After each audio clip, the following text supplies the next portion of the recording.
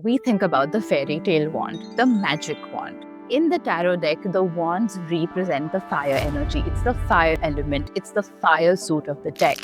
And fire represents passion and drive, and it's the ability to make something out of nothing. Let's talk a little about passion and drive. When we say someone's got passion and someone's really driven, it is that feeling when you are completely restless because you have a thought, you have an idea, and you feel like if there is a time to act on this thought, it is now. It's that spirit that's running through you. It's almost you are possessed by God and you have the need to do things with extreme enthusiasm and precision and technique and to do it right now. That is the energy of the wands. That's the energy that they represent. Let's delve a little deeper into the wands. Now, in the 15th century, when the tarot deck was created, the wands represented the working class. These are people who would make things using their skills, their ability, their vision. They were the doers, they were the makers in society. Now, as time has evolved, the cards and their meaning has evolved into something deeper as well. Today, the wands and the fire energy not only represents passion and drive, it represents the energy of skills and utilization of those skills, and it also represents the energy of manifestation because you are the doer and maker of your own destiny. Always remember that. Now, astrologically, when we talk about the wands energy, they represent the 3 fire signs. That's Aries, Leo, and Sagittarius. Aries is the ability and the courage to make something out of nothing. Leo or Sagittarius, these fire signs, notice them because they will either have the courage, the efficiency, the skills, or the sheer guts needed to make something happen. And that is the energy that they can represent.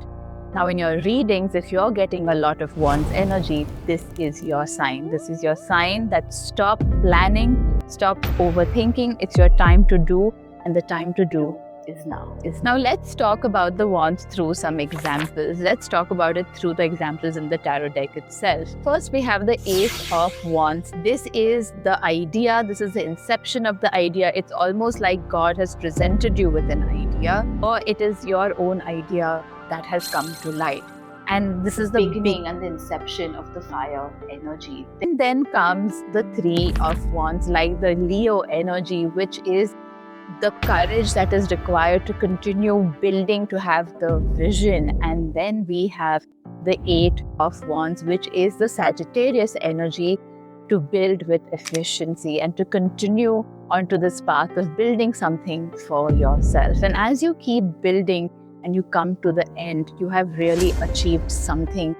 And you are almost coming to the end of the energy with this 10 of Wands. When you are done, that energy and that spirit that was living through you is done. That energy is done. You've built something and you are now happy to leave what you have built. Not walk away from it, but happy with what you have built. And now you want to watch it grow. Now, let me give you an example from my reading and from my appointments and how all of these energies can be used in real life settings and contexts. So once I had this client from Delhi who was in a really toxic job. She wasn't able to find a new job. So she called me and she was saying, I'm in a really toxic environment. I know I have to leave, but I don't have that energy to give in my papers. I'm fearful. I don't want to hand in my resignation letter. But on the other hand, I'm applying for a job elsewhere and I'm not getting jobs from anywhere. And the wands kept showing up in her reading again and again. What the wands were really trying to tell her was that she was actually giving away her fire. She was paying all of her attention to other people's fire and not really paying attention to her own fire. And when she understood this, that is when everything changes. Fire that burns bright is a fire that can create something, and fire that you don't fan is just smoke. So here is what you need to do now. This is an invitation for you.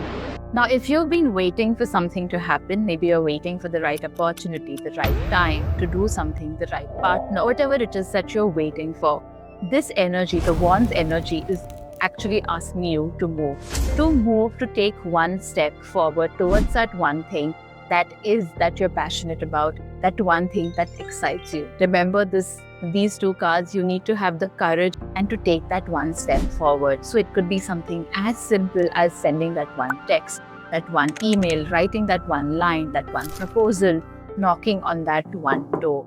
Remember, the wand's energy only rewards those who take a step forward and move towards the direction where they are the most excited. So, your fire is already lit. Stop waiting for it to burn.